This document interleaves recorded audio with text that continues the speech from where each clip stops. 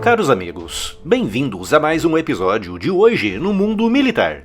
Neste vídeo falaremos sobre as principais técnicas, estratégias e armas destinadas a um tipo de missão muito mais difícil do que parece: parar um blindado de combate. E se ainda não está inscrito no canal, inscreva-se já e acione o sino das notificações para não perder nenhuma novidade. Quem acompanha a invasão russa da Ucrânia já deve estar muito familiarizado com fotos e vídeos de blindados sendo danificados ou totalmente destruídos no campo de batalha, com alguns desses monstros de aço sendo, inclusive, abatidos por pequenos drones domésticos adaptados para o transporte de pequenas granadas antitanque. Com tantas imagens assim, muitos passaram a acreditar que destruir um blindado de 50 ou 60 toneladas é algo simples, até mesmo trivial, e que por isso a era dos blindados terminou. Mas a realidade é muito diferente dessa visão que se enraizou na mente de tantas pessoas. E de fato, quando vemos um blindado destruído ou gravemente danificado, é porque, muito provavelmente, o inimigo tentou antes abatê-lo diversas vezes, todas elas sem sucesso.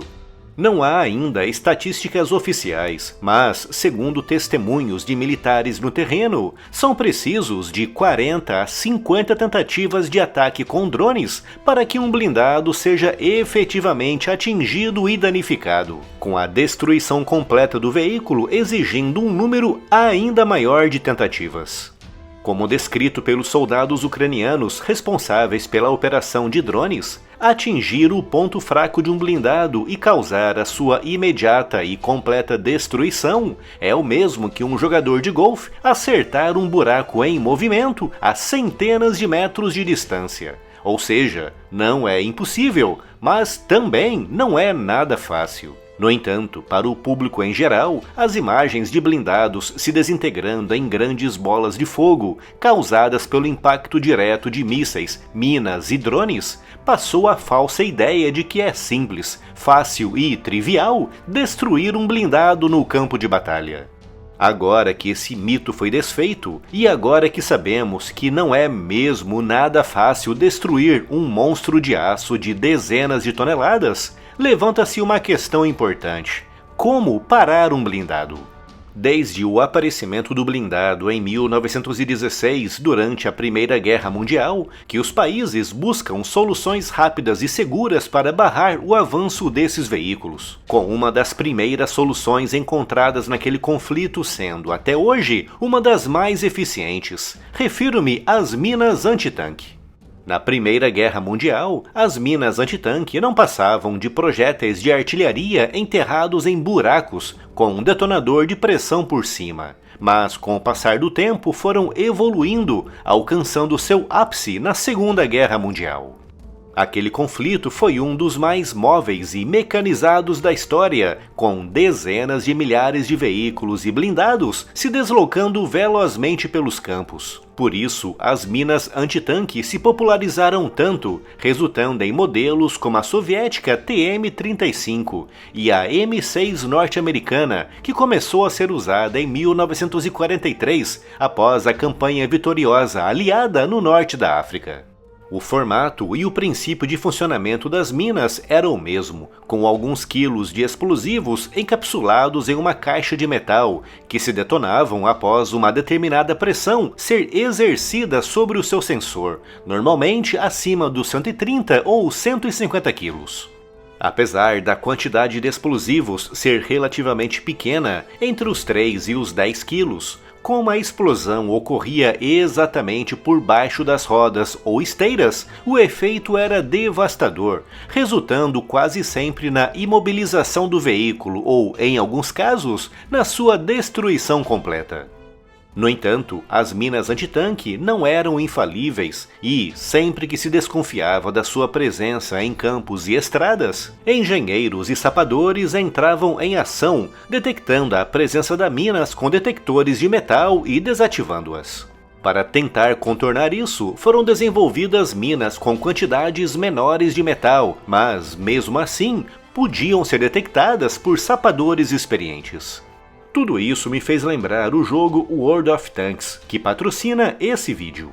É um jogo online gratuito para PC, onde você pode comandar mais de 800 tanques, desde os ágeis e letais caça-tanques, tanques leves, médios e os pesados, autênticos monstros de aço com mais de 50 toneladas. E você pode também escolher a artilharia para atingir o seu oponente sem que ele sequer saiba que está na sua mira. É um jogo acessível a qualquer pessoa, seja novato ou profissional, onde você pode criar e explorar a sua própria estratégia, deslocando-se por campos abertos, escalando colinas íngremes, no meio de cidades, em zonas industriais, esgueirando-se por florestas ou atravessando desertos. As possibilidades de táticas e estratégias são praticamente infinitas. Os tanques apresentam uma incrível precisão histórica, com modelos autênticos e características de veículos que fazem você se sentir como um verdadeiro comandante de tanque.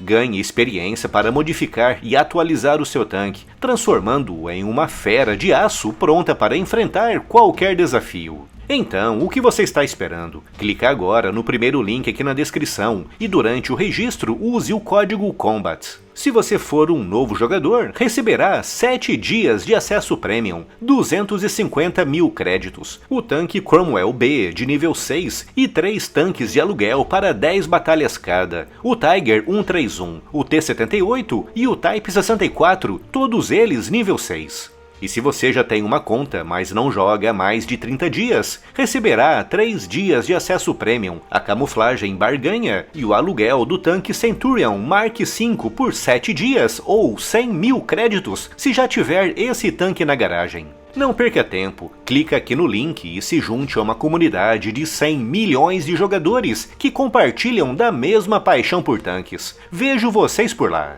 Voltando agora ao tema do vídeo, as minas antitanque evoluíram ao longo das décadas após o fim daquele conflito, resultando em modelos com pouquíssimo material metálico, dificultando muito a sua detecção, armadas com explosivos mais compactos e poderosos, tornando-as mais leves e de mais fácil transporte.